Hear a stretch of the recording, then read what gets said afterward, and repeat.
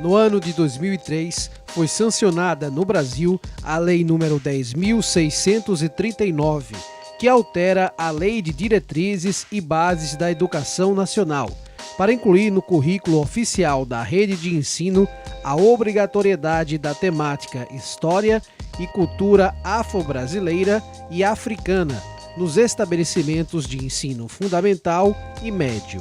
Em 2008, foi sancionada a Lei 11.645, que incluiu a História e Cultura Indígena. Essa lei ela recupera, ela resgata uma concepção mais ampliada do que é formação, né? Ela vai enfrentar um problema que é desse racismo estrutural na sociedade brasileira, que se refletiu nos currículos escolares.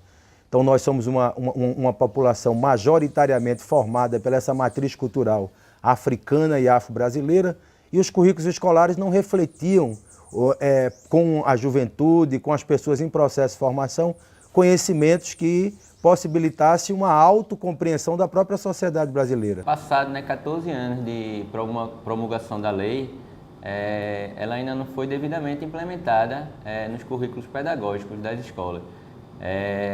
A gente tem situações pontuais onde profissionais fazem um trabalho sobre a história da cultura africana nas escolas, mas a gente precisa, enquanto órgão, entender que isso tem que ser implementado nos currículos pedagógicos do Estado todo, né? O papel do Ministério Público com relação às cotas é a fiscalização efetiva de que essas cotas estejam realmente sendo preenchidas por pessoas negras. Então é importantíssimo o papel do Ministério Público na fiscalização das cotas, nas faculdades, nos institutos federais. Também já tem leis estaduais, lei estadual que determina cota nas instituições públicas estaduais e em concursos públicos. 20% das vagas em concursos públicos também devem ser destinadas aos negros. Então é importantíssima a atuação do Ministério Público na atividade fim, na execução, para que realmente essas vagas estejam sendo destinadas para a população negra e não estejam ocorrendo fraudes.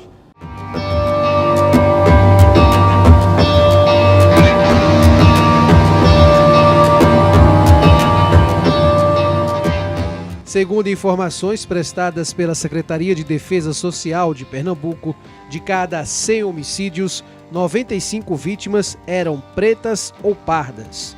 O levantamento da SDS aponta ainda que quase 10% das vítimas de mortes violentas têm idade inferior a 18 anos. No total, 509 homicídios de crianças e adolescentes de ambos os sexos foram contabilizados em 2017, no estado.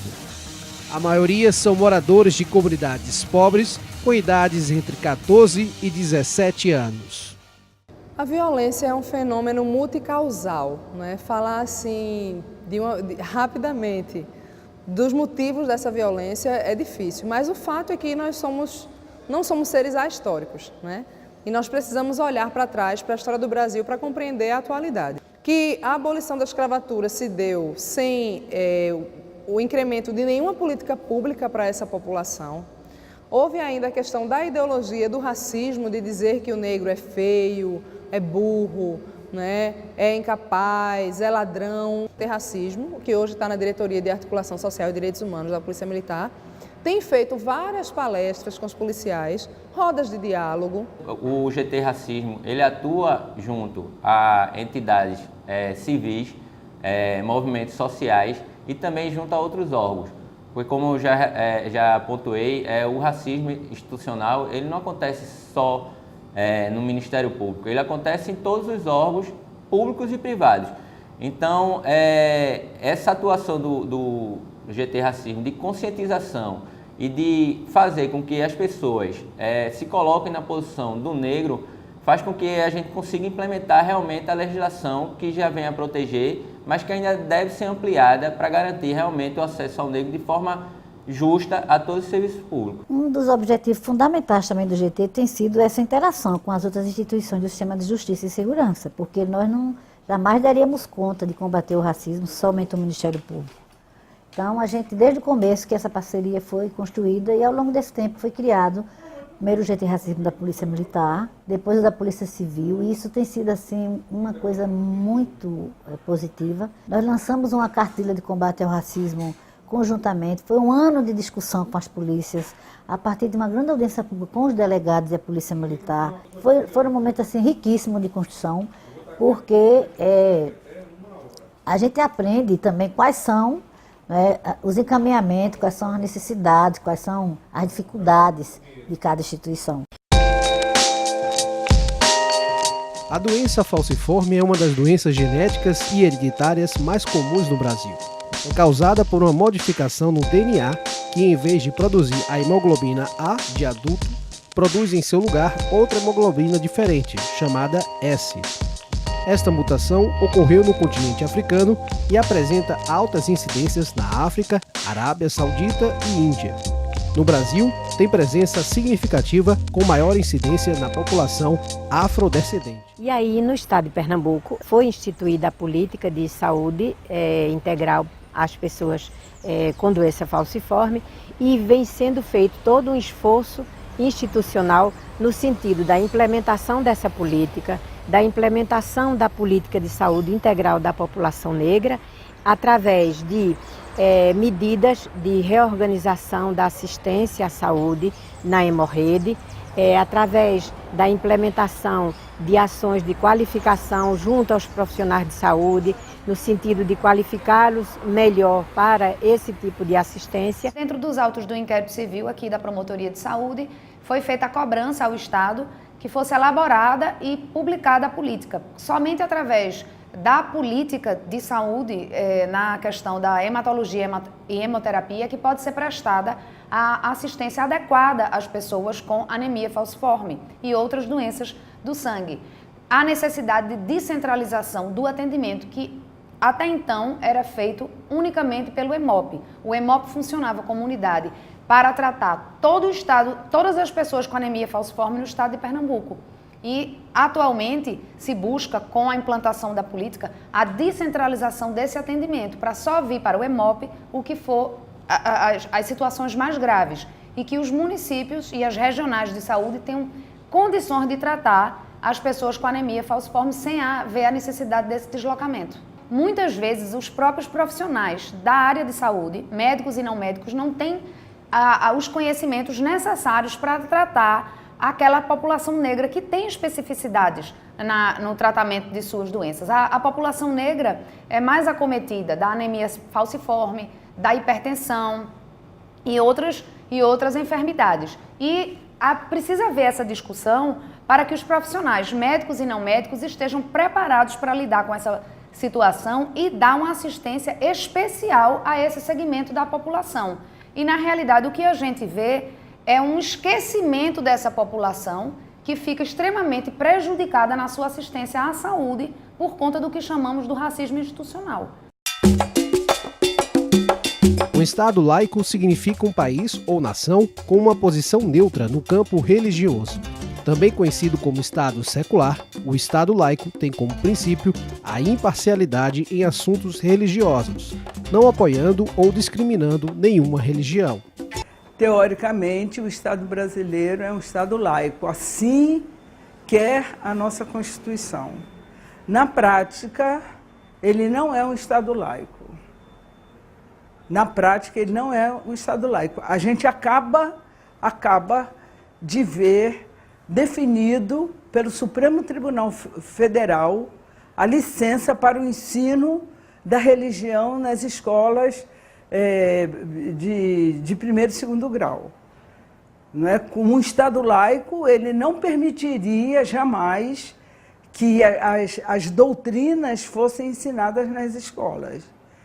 Ele permitiria, sim, que os alunos tivessem o conhecimento de que na sociedade existem pessoas que creem, e aí poder dizer quais são as crenças que nosso povo pode ter ou tem, as mais diversas, as mais diferentes, e pessoas também que não creem e que merecem igual respeito àquelas que creem.